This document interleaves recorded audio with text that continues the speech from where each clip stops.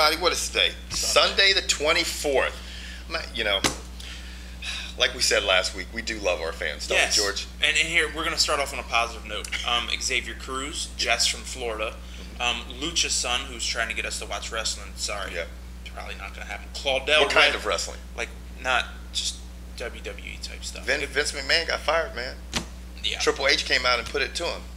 He just said, look, nigga, you're fired. Lucha's son, Claudel Red Wine. He wanted to let me know he is a black man and his last name is straight up Red Wine. That's a black name, Red Wine? Byron Harrison, Brian Stone, Juan Flores. Yeah. Leif Clement.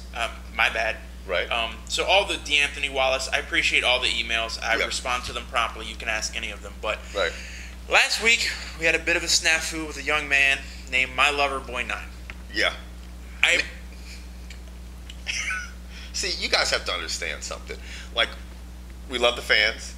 We even love people that give us shit. But you got to come at us with some good shit, okay?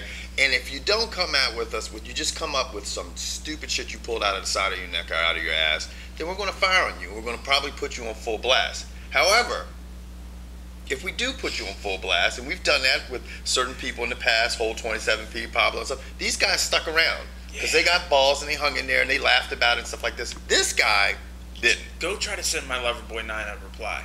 You can't because he deleted his account. I don't know what you guys sent him or said to him. Kevin doesn't know, but I want to know. I send that shit to me either through YouTube or uncutgeorge@gmail.com because I want to know. Because look, he sent us a reply saying, please get your editor to edit out the part where you were talking about me because they're blowing up my inbox. Look, I didn't ask y'all to do that, but I greatly appreciate it. That shit was hilarious. Because I tried to send him a message, look, honestly, to me, no one's going to be off limits. Not Muhammad Ali, not Gandhi, not the Virgin Mary. I don't give a shit. I don't care. And that's why some of y'all like me and some of y'all don't like me. Right.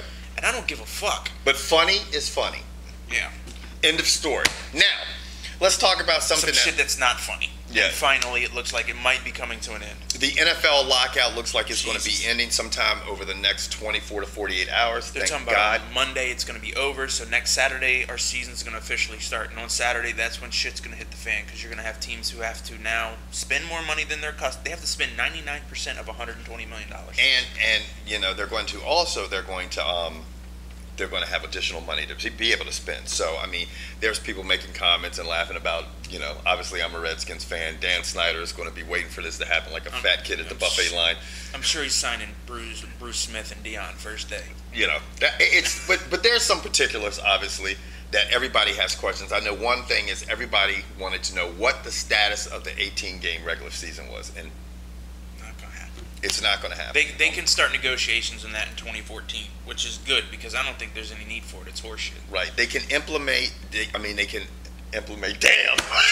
making up words on that. They can implement a possibility an 18-game season in 2014. So what that means is basically you're not going to see an 18-game season now. There's a possibility of them maybe bringing it back to the table sometime in 2014. Will it happen? We don't know. We don't let give it a fuck. die. Who cares?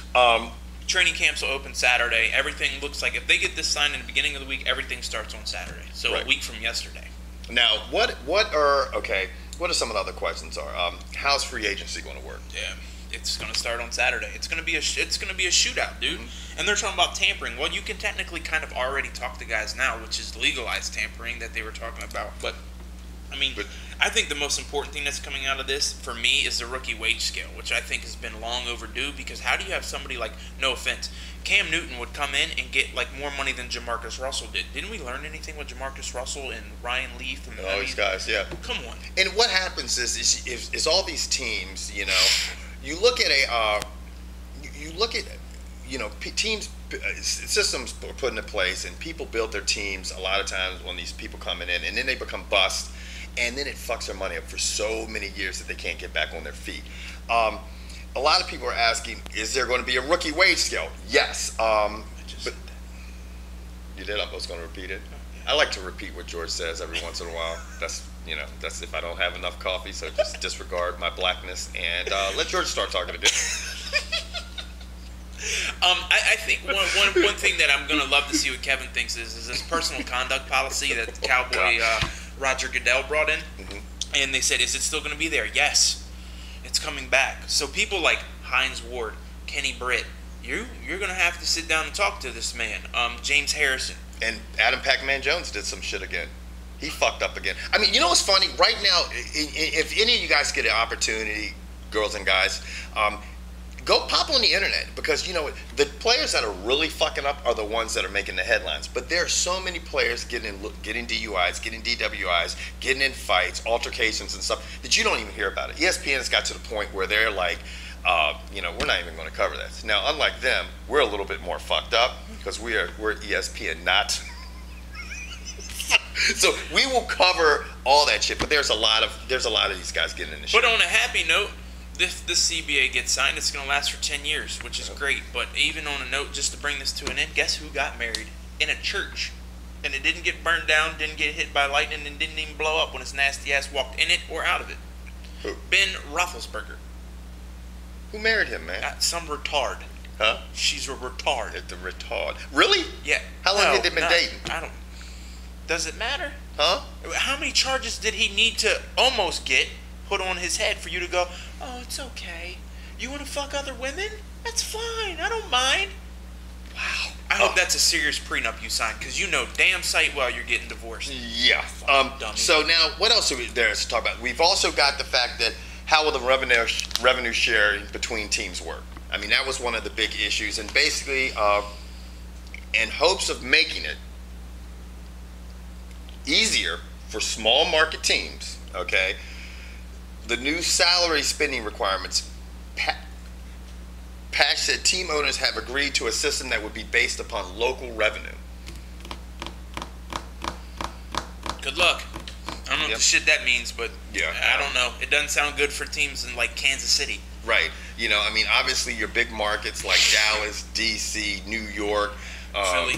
Yeah, Philly. They're going to, you know, Chicago, they're going to do well. And Green Bay's always done well with the system they have up there in Wisconsin. But some of these teams that have suffered, you know, look at Detroit. To me, Detroit, well, we're speaking on this, I was thinking, like, what rookies are going to come in and have an easy time? Detroit went with another defensive lineman. They took the boy out of Auburn. Right. Dude, him and Ndamukong Suh on the same line. I mean, because, all right, let's face it, Cam Newton, you're not going to do anything and nothing's going to be expected of you. Right. But your wide receivers, your corners, and your defensive linemen, I think rookies are going to have the most expectation because the position hasn't changed all that much. It doesn't. And guys, you see defensive linemen. You saw what Sue did immediately. Oh. You see corners come out. I mean, you look at some of the best corners in the league. They've only been removed from college for maybe 5 years. So you're seeing these guys have crazy upside immediately. Right. And you do not see that with quarterbacks. Sometimes you see it with running backs after the first or second year.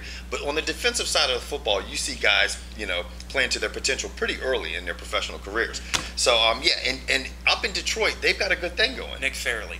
Yeah. Is who they drafted. So I think the Lions are gonna make some noise. Now,